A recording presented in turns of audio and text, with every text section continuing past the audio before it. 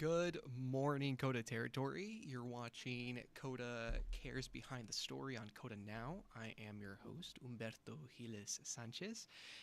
There's my name. I was waiting for that to come out, so we've been having some technical difficulties with some of the lower thirds, but hey, it's working today, and we're going to move with that. I am joined today by Hannah Hutter. She is the reporter that did the KOTA Cares last week.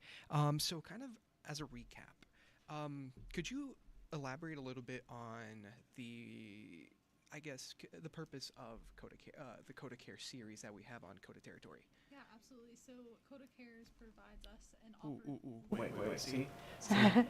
Audio issues, but we're working now. All right. Continue. Sure, yeah.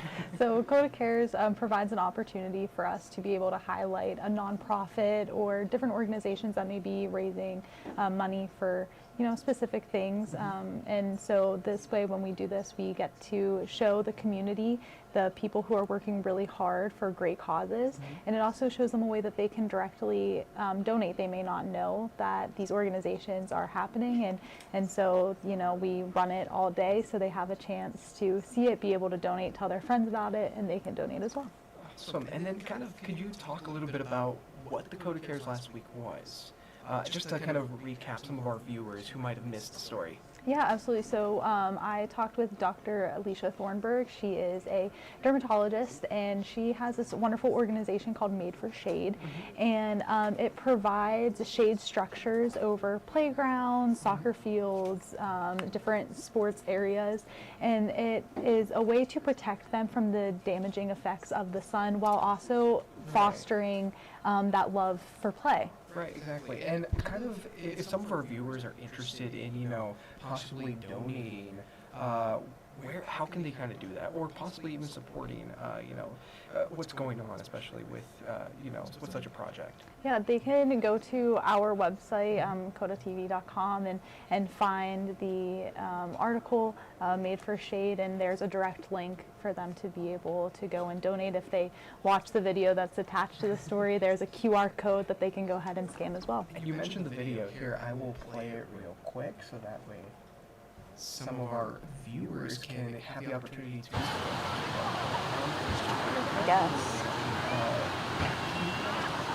about the importance of having a project like this.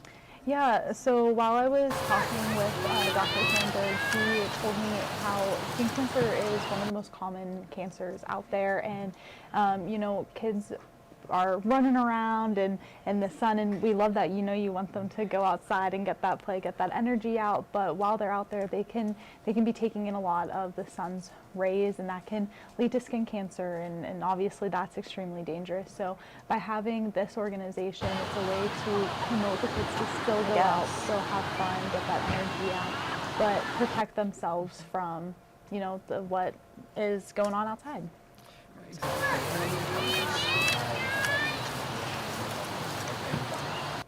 Oh, in one word, I would say impactful, definitely.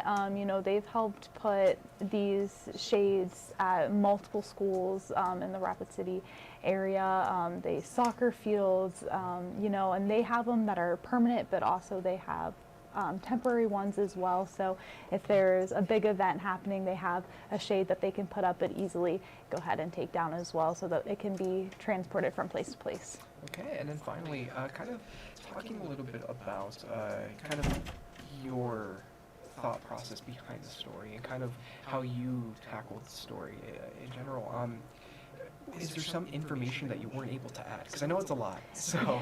Yeah, I think one thing, obviously we focus mainly on, what their mission is, what they're trying to do, but they also, every year, they have an event to help raise some more money. It's a wine and cheese event, and they do it in July, and there are grants that you can apply for to be able to get these shades that are going up, and I know that they're working really hard right now. They have a soccer field that they've already put shades up at, but they are really hoping to provide more for the kids, and so that's kind of their goal coming up, and they do give their grants at their event in the summer months, and then they open up applications in the winter, but they'll also provide one in the fall if money allows, and I think that's really awesome. They don't just kind of cut it out. They see if there's still a need and they have the funds, they're able to provide that.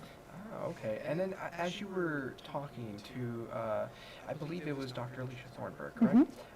Did she mention at least anything kind of regarding, the overall mission behind that and the kind of the overall mission behind what's going on, in her words?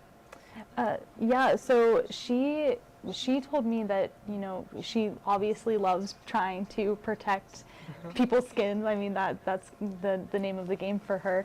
And so she saw that there were these organizations, but they were mainly in the South, and just because you don't live in the South doesn't mean that you're not impacted across the world. Just because it may be colder where you live doesn't mean that the sun's effects aren't happening on you. And so she went to her partners and was like, this is really important. We need to do this, and it's really just a way to try to protect those in our community. Awesome. And then finally, here, just wrapping up, is there any other, tidbit of information that you weren't able to kind of put onto your story, kind of put onto some of the video, or maybe even like just say in general, right? That you haven't quite been able to tell us yet? I think just that there has been so many shades that they have been able to donate. I mean, you walk around and you see a lot of playgrounds that don't have those shades, and now that when I see them, I'm like, oh, that's so cool. Like, you kind of know where that comes from, and they've been so impactful on the community. Awesome. Well, thank you, Hannah. And just before you leave us here at the desk, I will play some of the videos in case some of our viewers are interested in being able to kind of support this project. Awesome.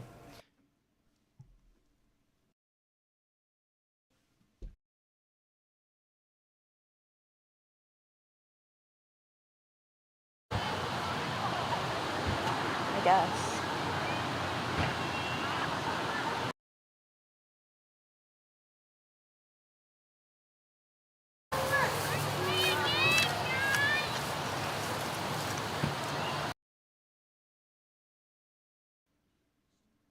All right, welcome back. Hopefully some of our viewers were able to kind of scan that QR code to learn a little bit more about Hannah's KOTA Cares story. But welcome to the desk, Mimi. Thank you for having me. Cool. Now we can hear you. Sorry. Again, it's still trying to get used to kind of doing the manual audio stuff, so because that is what we've had to resort to. Yes. Because technology, and sometimes it's off, sometimes it's not. You do with what you do that day, right? Oh, totally.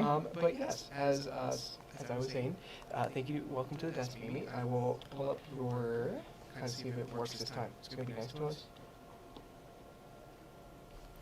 There we go. Awesome. Sweet. Yes. So in case, some of our viewers might have an idea or, another KOTA Cares idea, they can send an email to you and kind of get in contact with you for that. Oh, yes. Awesome. Yes, please. So how exactly?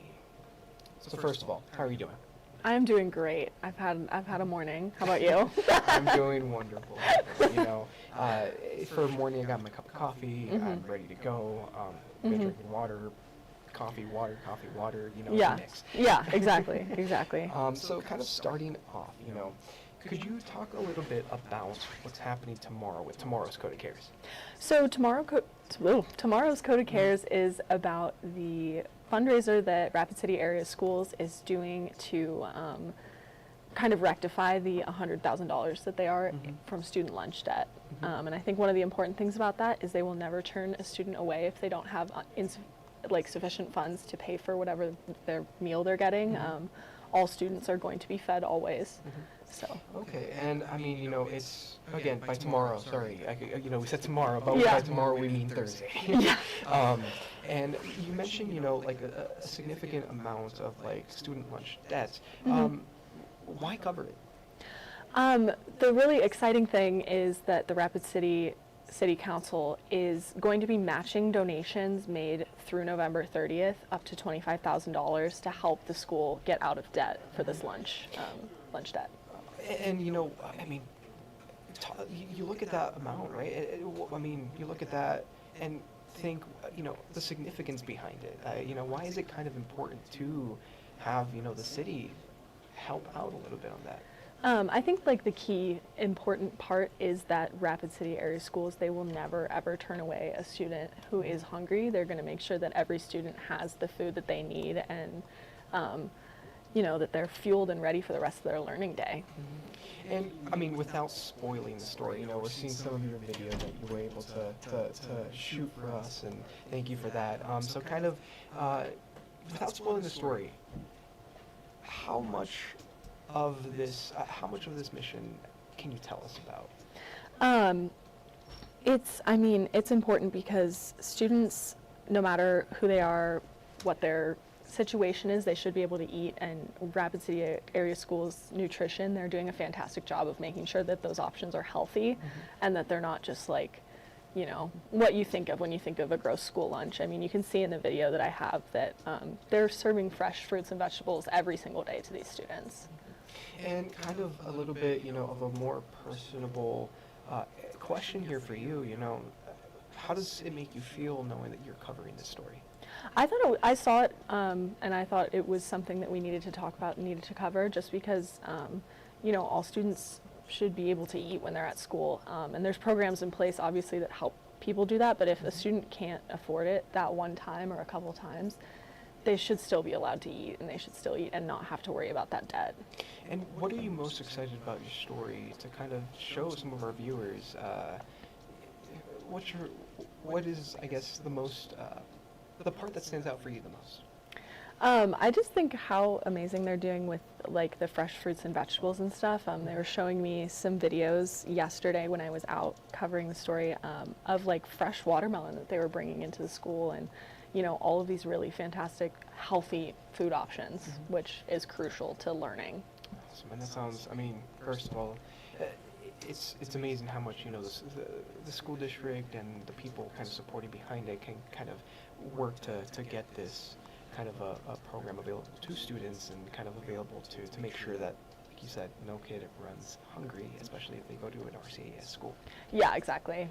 And kind of here wrapping up, is there anything else kind of regarding the story, without spoiling it, of course, right? that you'd like to kind of give us a little extra tidbit of information? I'm trying to think. You're just gonna have to watch. There's some good video. Really, the food looks really good. I was just watching it here, and I was like, oh my god, I'm hungry. Right. Exactly. But yeah, I just think it's important, and stay tuned if you can help the schools make sure that all students can continue to be fed and well and learn.